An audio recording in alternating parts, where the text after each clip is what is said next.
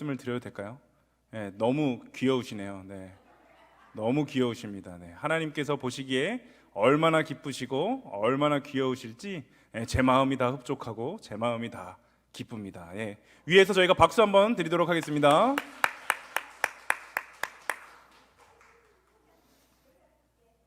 네, 앞뒤 좌우분들과 함께 인사 나눴으면 좋겠습니다. 참 잘 오셨습니다. 함께 인사 나누겠습니다. 네, 한 번 더 인사 나눠주실 때 큰 은혜 받으시기 바랍니다. 함께 인사하겠습니다.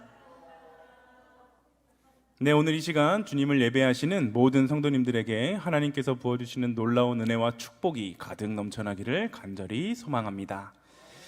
네, 전도서 계속하여서 이야기를 나누고 있는데요, 전도서를 기록한 그 저자는 제가 첫 주에도 설명드렸듯이 솔로몬이라는 왕입니다.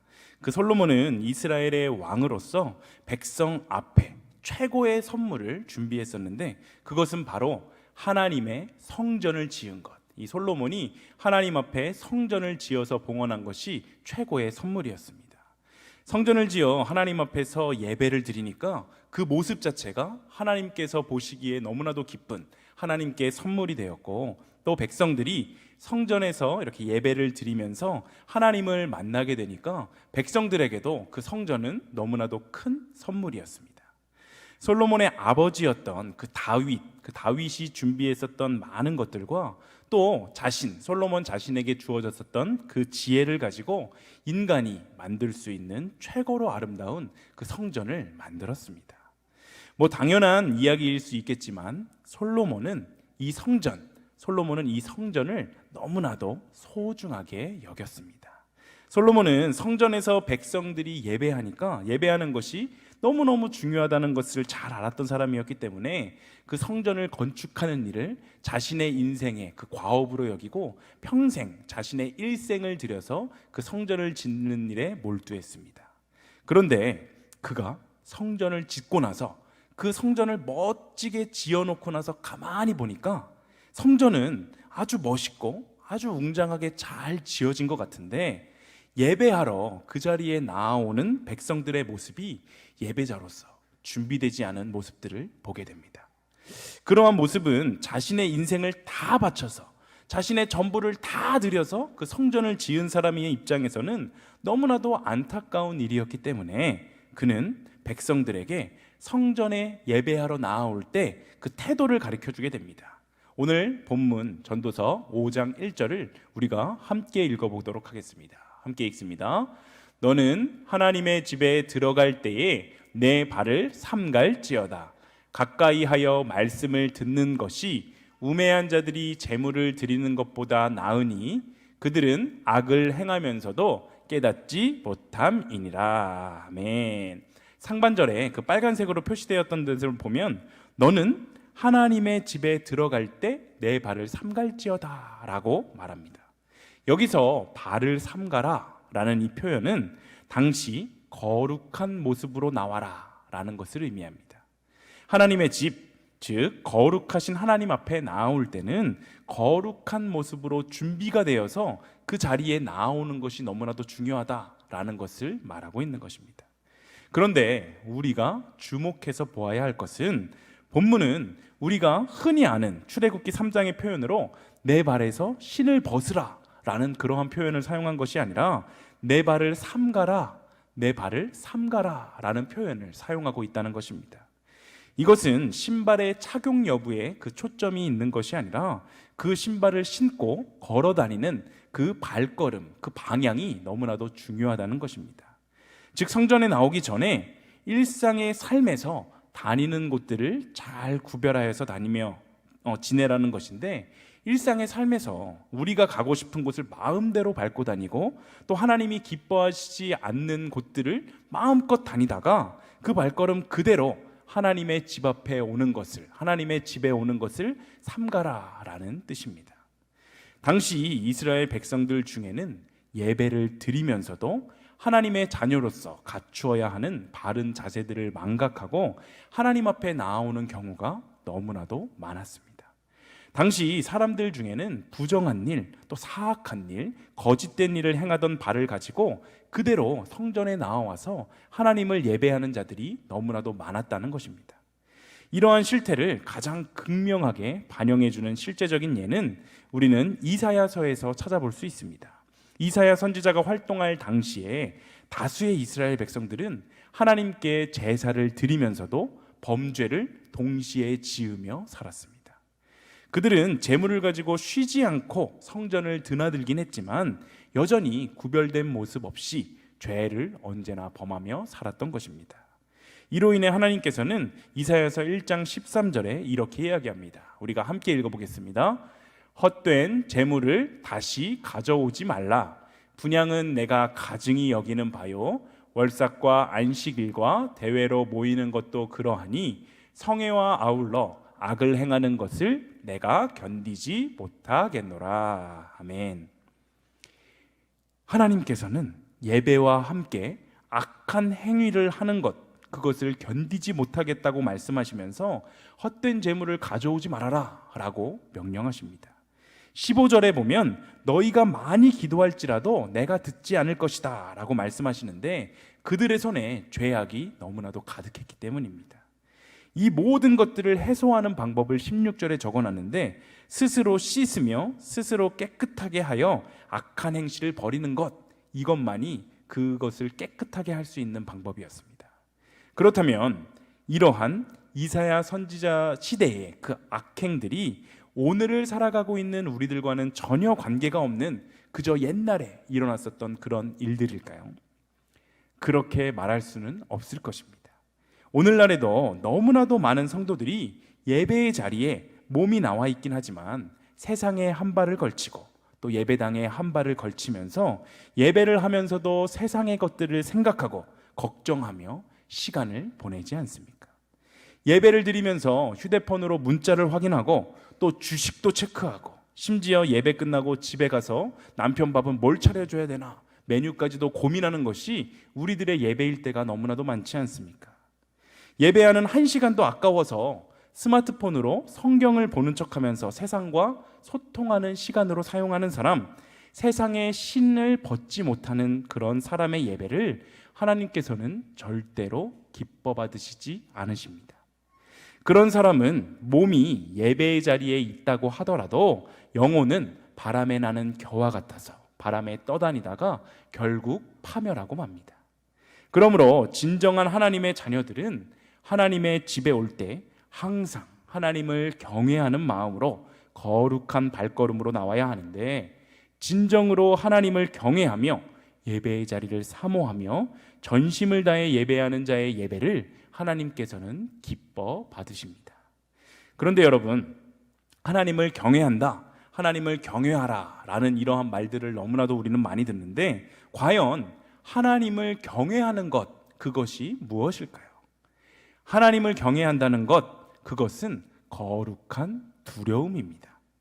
물론 하나님은 사랑이 풍성하시고 모든 것을 다 이해해 주시는 그 용서의 하나님이신 것도 분명한 하나님의 속성이긴 하지만 인간의 죄성과 또 세속성으로 인해서 거룩하신 하나님 앞에서 우리는 두려워 떨기도 하는데 바로 이러한 두려운 얼굴을 한 모습도 분명한 하나님의 한 속성입니다. 하나님을 경외함에 대해서 시편 89편 7절은 이렇게 이야기하는데요. 함께 읽어보겠습니다.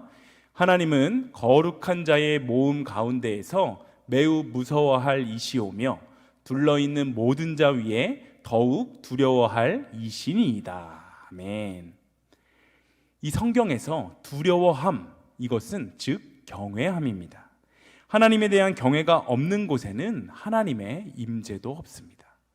예배에서 찬양이 아무리 아름답고 설교가 아무리 미사여구, 멋진 미사여구를 사용해서 논리정연하게 설교가 선포된다고 하더라도 하나님에 대한 진심과 경외가 없는 곳에는 하나님이 실제하지 않으시고 하나님은 그러한 예배를 받지 않으십니다. 경외함 없이 하나님 앞에서 살아갔던 대표적인 성경의 인물은 아론의 두 아들이었던 나답과 아비후입니다. 하나님은 아론과 나답과 아비후가 포함된 그의 4명의 아들들에게 당신을 섬기는 그 제사장의 직분을 맡겨주셨습니다. 아론과 그의 아들들은 특별히 하나님과 사람 사이에서 섬기도록 구별되고 성별되어서 제사장의 직분을 받게 된 것입니다. 그런데 하나님을 기쁘시게 하기 위해서 사역하던 그들 중 2명, 나답과 아비후는 단명하게 되는데 그 이유를 레위기 10장 1절에서는 이렇게 이야기합니다. 우리가 함께 읽어보겠습니다. 아론의 아들 나답과 아비후가 각기 향로를 가져다가 여호와께서 명령하시지 아니한 다른 불을 담아 여호와 앞에 분향하였더니. 아멘. 나답과 아비후는 거룩하신 하나님에 대해서 경외하는 태도를 보이지 않았고 오히려 경솔한 태도로 여호와의 명령에 온전히 순종하지 않았습니다. 나답과 아비후는 하나님께서 정해주신 그 불에 대해서 너무 깊게 생각하지 않았기 때문에 자기들 나름대로 정해놨던 그 편리한 대로 사용할 수 있는 불을 사용해서 제사를 지내게 되었는데 그러한 경솔한 태도와 그 불순종으로 인해서 그들은 여호와의 불에 삼켜져서 죽음을 맞게 됩니다. 2 아들의 죽음은 하나님을 경외하지 않고 불순종하는 모습을 보였기 때문에 벌어졌던 일이었습니다. 2 아들은 제사장이었음에도 불구하고 하나님을 경외하지 않았기 때문에 가차없이 죽게 된 것입니다. 결국 하나님에 대한 불순종은 하나님을 경외하지 않는 마음이라는 것이고 이 말을 반대로 생각해 보면 하나님 말씀에 대한 순종이 바로 하나님을 경외하는 것이구나 우리는 알 수 있습니다. 하나님은 이스라엘 백성에게 모세를 통해서 이렇게 말씀하셨습니다. 신명기 5장 29절을 우리가 함께 읽어보겠습니다. 함께 읽습니다. 다만 그들이 항상 이 같은 마음을 품어 나를 경외하며 내 모든 명령을 지켜서 그들과 그 자손이 영원히 복받기를 원하노라. 아멘. 여기서 하나님께서 분명하게 말씀하시고 있는 것은 하나님에 대한 경외의 증거가 내 모든 명령을 지켜서 바로 하나님께 순종하느냐 그렇지 않느냐라는 것입니다. 또 요한복음 15장 14절은 이렇게 말하는데 너희는 내가 명하는 대로 행하면 곧 나의 친구라 라고 말씀하십니다. 예수님께서는 당신을 그리스도로 고백하기만 하면 나의 친구가 될 것이다 라고 말씀하시는 것이 아니라 내가 명하는 대로 행하면, 내가 명령하는 대로 너가 행하면 너는 나의 친구가 될 것이다 라고 말씀하고 계십니다. 즉 하나님이 시키시는 대로 순종하는 것, 바로 이것이 하나님을 경외하는 삶이며 주님과 친밀하게 인격적인 교제의 삶이 되어서 친구가 될 수 있다는 것을 말해주고 있습니다. 하나님의 말씀에 순종함을 통해서 하나님을 진정으로 경외하는 삶을 살아내시는 일신교회의 모든 성도님들이 되시기를 소망합니다.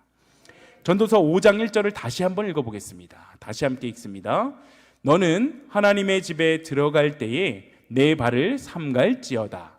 가까이 하여 말씀을 듣는 것이 우매한 자들이 재물을 드리는 것보다 나으니 그들은 악을 행하면서도 깨닫지 못함이니라. 아멘.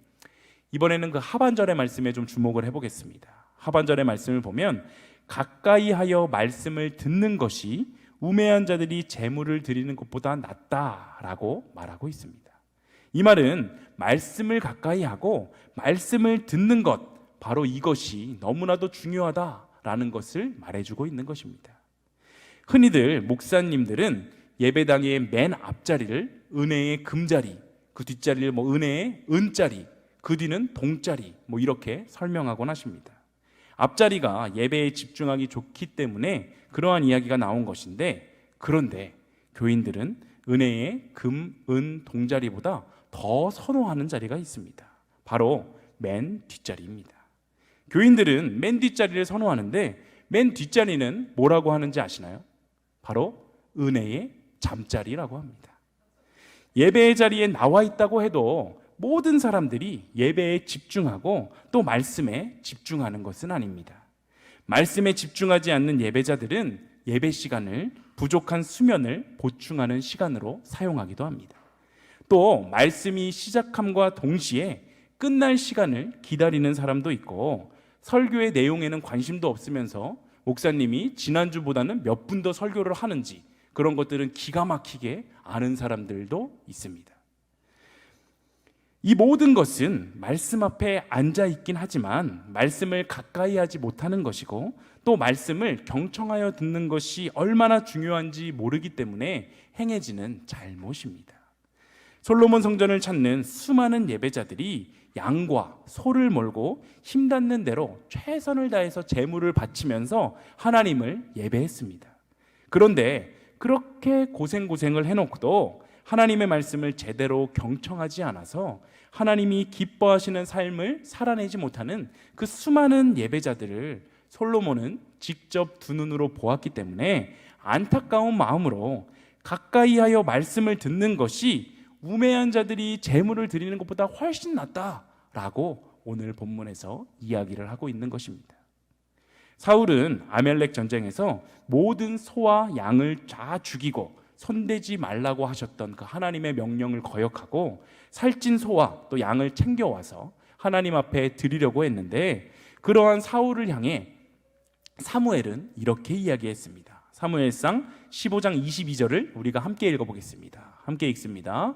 사무엘이 이르되 여호와께서 번제와 다른 제사를 그의 목소리를 청종하는 것을 좋아하심같이 좋아하시겠나이까. 순종이 제사보다 낫고 듣는 것이 순양의 기름보다 나으니. 아멘. 하나님은 말씀을 잘 듣고 또 그 말씀을 순종하려고 열심히 노력하는 것을 살찐 소, 또 비싼 소를 끌고 와서 제사를 드리는 것보다 훨씬 낫다라고 말씀하고 계십니다.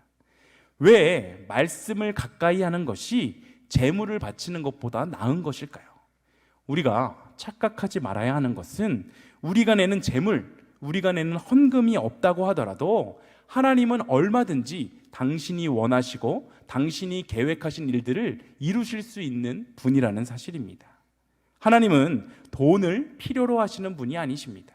하지만 그럼에도 불구하고 우리에게 예배하며 헌금할 수 있도록 권면하시는 이유는 하나님의 말씀에 순종하는지, 정말 돈이 최고가 아니라 하나님을 최고의 자리에 두고 섬기며 따르는지를 보시기 위함입니다.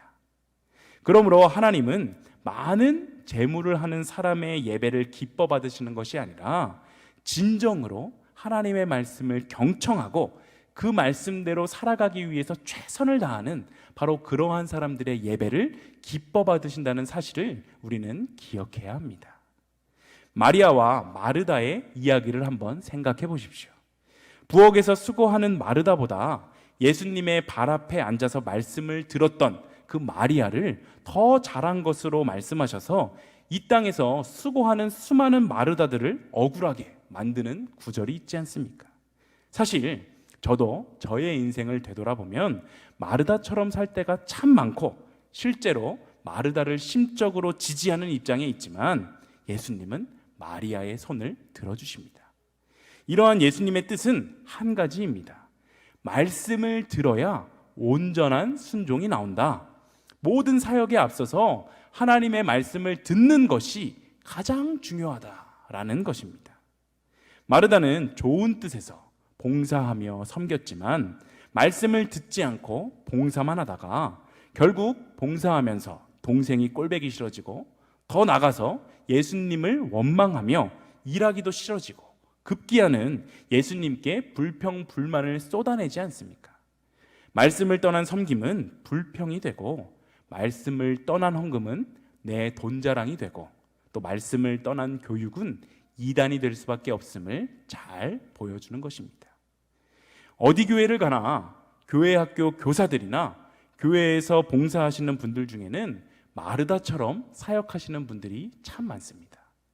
아무리 다른 교우를 섬기는 자리에 있다고 하더라도 그분들도 모두 교우이고 교회의 성도이기 때문에 담임 목회자를 통해서 전해지는 그 하나님의 말씀을 듣고 그 하나님의 그 하나된 말씀 아래에서 아이들을 가르치고 또 각종 봉사들을 하고 해야 되는 것인데 예배보다 일이 우선시 되어서 일하다가 온전한 예배 드리는 것을 놓칠 때가 너무나도 많지 않습니까? 이를 우선하며 온전한 예배를 놓치는 일이 자꾸 반복되다 보면 결국 교회 봉사가 힘이 들게 되고 불만이 내 마음속에서 싹트게 되고 교회와 또 심지어는 하나님과 멀어지는 그러한 불상사가 일어나게 되지 않습니까? 그러므로 우리는 예배의 자리를 사모하며 은혜 받는 자리에 앉아서 예배를 드리는 것, 바로 이것이 우리의 신앙의 최우선이 되어야 합니다. 그래야 봉사가 힘들지 않고 불평 없이 오랫동안 감당할 수 있게 되는 것입니다. 오늘 본문 전도서 5장 2절은 이렇게 이야기하는데요, 우리가 함께 읽어보도록 하겠습니다. 함께 읽습니다. 너는 하나님 앞에서 함부로 입을 열지 말며 급한 마음으로 말을 내지 말라. 하나님은 하늘에 계시고 너는 땅에 있음이니라. 그런즉 마땅히 말을 적게 할 것이라. 아멘. 지금 전도자는 예배를 드릴 때 듣는 귀를 활짝 열고 하나님 앞에서 말을 적게 하라 라고 말하고 있습니다. 기도도 하지 말고 찬양도 하지 말라라는 이러한 이야기가 아니라 하나님의 말씀을 듣는 것, 바로 그것을 가장 소중하게 여겨라 라고 말하고 있는 것입니다. 왜냐하면 예배는 하늘의 지혜를 듣는 시간이고 나를 향한 하나님의 생각과 계획을 듣는 너무나도 소중한 시간이기 때문입니다. 때로 설교를 듣다 보면 그 말씀의 내용이 나의 상황과는 전혀 맞지 않다는 생각이 들기도 합니다. 그러면 하나님 또는 설교하는 목사를 향해서 속으로, 목사님, 삶을 살아보면 그렇지가 않아요. 기록된 말씀처럼 다 살 수가 없어요. 내 입장이 되면 목사님도, 내 입장이 되면 하나님도 어쩔 수 없을 겁니다. 또는 이 말씀은 내가 아니라 그 권사님이 꼭 들어야 되는데, 이 말씀은 나한테 하는 말씀이 아니라 그 집사님이 들어야 되는 말씀인 것 같은데 그 집사님이, 그 권사님이 안 들어서 너무 아쉽네, 이런 생각을 할 때도 참 많지 않습니까? 우리가 설교 시간에 입은 가만히 있을지 모르지만 마음속에서 또 우리의 머릿속에서 별의별 생각을 다 하고 있는 것이 바로 우리들의 모습이지 않습니까? 하지만 오늘 말씀은 분명하게 이야기합니다. 이렇게 방어적인 모습으로 설교 말씀을 듣는 것이 아니라 몸과 마음과 모든 입을 닫고 끝까지 하나님의 말씀을 믿음으로 순종하는 마음으로 들으라 라고 말입니다.